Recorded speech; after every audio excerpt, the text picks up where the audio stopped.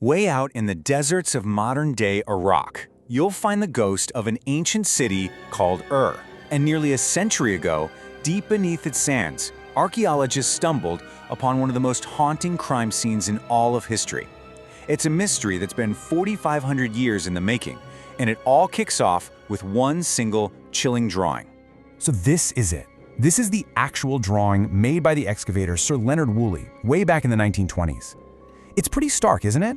This is the Great Death Pit. We're talking 74 skeletons, almost all of them young women, laid out in these eerily neat rows.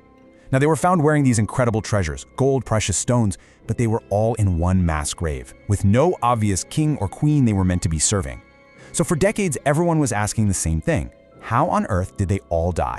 For almost 100 years, the story everyone accepted was one of willing sacrifice. A loyal court just peacefully following their master into the next world. But what if that romantic story was just a cover-up for something way more sinister? What if this wasn't a beautiful ceremony, but a cold, calculated execution? That's the question right at the heart of this ancient cold case. Okay, so to really get how they finally cracked this thing, we have to go back to the scene of the crime, a place one writer perfectly called a gilded killing field. When Woolley's team uncovered this pit, they were just floored. The sheer amount of treasure was breathtaking. These weren't just skeletons, they were people dressed for some kind of royal gala, wearing these incredibly intricate headdresses of golden leaves and heavy necklaces of Lapis Lazuli. But there was this strange, unsettling order to it all. The bodies were arranged in these careful, overlapping rows, with the head of one person resting on the legs of another. It looked composed, almost too composed. And it's that eerie, almost too perfect setup that gave birth to the story that would define for nearly a century, the myth of a beautiful, willing mass suicide. So this was Woolley's big conclusion. He found these little clay cups scattered among the bodies, and since he couldn't see any obvious signs of a struggle, he figured they had all just drunk poison from the cups. Then, in one final act of devotion, they calmly lay down in their spots to die. It's a really powerful image, right? Almost poetic.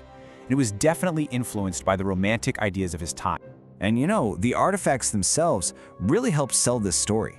When you dig up a masterpiece like the ram in a thicket with its incredible craftsmanship, it's kind of hard to imagine it being part of a brutal murder scene. The sheer beauty of the treasure gave the whole thing a sense of ceremony and dignity, which made the peaceful suicide theory feel not just possible, but, it just felt right. But here's the thing about history. It's never really settled. For 80 years, that story was the story. Until, that is, a team of researchers decided to use 21st century technology on this ancient mystery. The cold case of the Great Death Pit was officially being reopened. Just think about that for a second. For generations, Woolley's theory was pretty much the final word. People debated the details, sure, but the core idea of a peaceful sacrifice stuck. Then, in 2009, a team at the Penn Museum decided to take a fresh look at some of the skulls Woolley had dug up and preserved all those decades ago. And what they found? Well, it would completely rewrite the story of Now, their key weapon wasn't a trowel or a brush, it was a medical CT scanner. See, the skulls were way too fragile to study by hand, but a scanner could digitally peek inside those blocks of earth and wax, revealing details that had been totally invisible to the human eye for 4,500 years. And the evidence it revealed? Oh, it was unambiguous, it was brutal, and it was about to completely shatter that romantic myth of a peaceful death.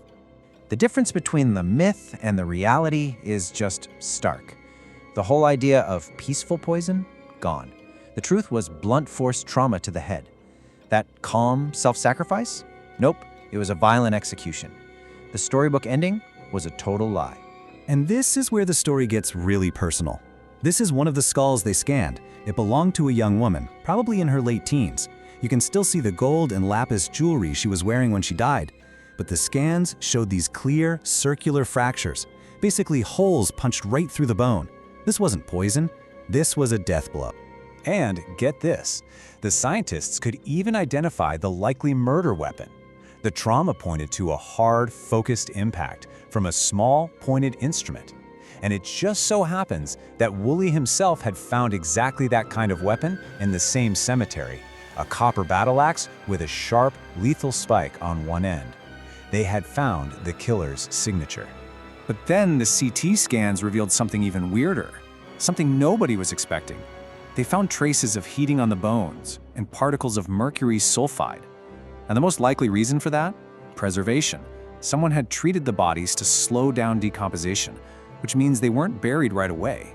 This wasn't some quick ceremony. It was a long, drawn-out ritual. So you put it all together, violent death followed by preservation. This starts to paint a much, much darker picture of what was really going on. This wasn't just a burial.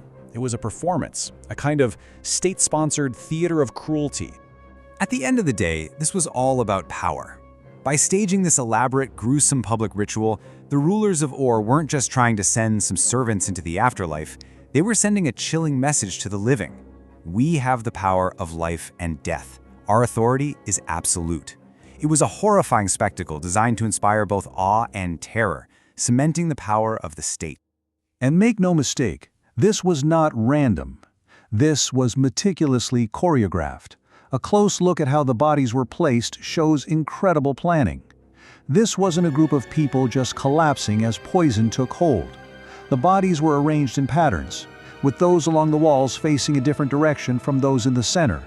This is the exact opposite of chaos. This is a script. So with all this new info, archaeologists can now basically walk us through the whole grisly sequence. First, the victims were executed with blows to the head, probably out of sight. Their bodies were then preserved and dressed up again in all their fancy clothes. Then, they were carried down into the pit and arranged in that specific pattern, first along the walls, then filling the center. Finally, a small group of armed men, maybe even the executioners themselves, were placed near the entrance and likely killed last. So this whole elaborate, brutal process, it was really doing two jobs at once. For the dead, it created this gruesome, permanent scene, a royal court frozen in time for the afterlife. But for the living who had to watch it, it was an unforgettable lesson in just how powerful the ruler was and the absolute reach of the state. And all this kind of brings us to one last big question. The story of Ur stood as fact for 80 years before a hospital scanner revealed the violent truth. It really makes you wonder, doesn't it? How many other truths from history that we just take for granted are based on incomplete evidence, or maybe just the biases of the person who discovered them? How many other stories are still out there, buried just under the surface, just waiting for the right tool to come along and show us what really happened?